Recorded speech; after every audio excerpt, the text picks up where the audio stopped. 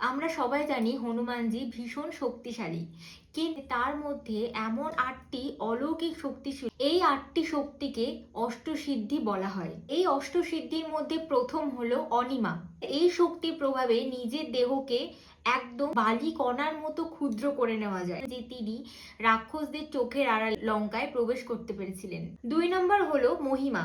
এর সাহায্যে নিজের শরীরকে বিশাল বড় করা যায়। সমুদ্র পার করার সময় হনুমান এই বিশাল বড় শরীর ধারণ করেছিলেন। ৩ নম্বর হলো লঘিমা, দেহকে একেবারে হালকা করে ফেলা। ৪ নম্বর হলো গরিমা, এর সাহায্যে নিজের শরীরকে অত্যন্ত ভারী করা যায়। ৫ নাম্বার হলো প্রাপ্তি, নিজের ইচ্ছে মতো যে কোনো জিনিস পাওয়ার ক্ষমতা।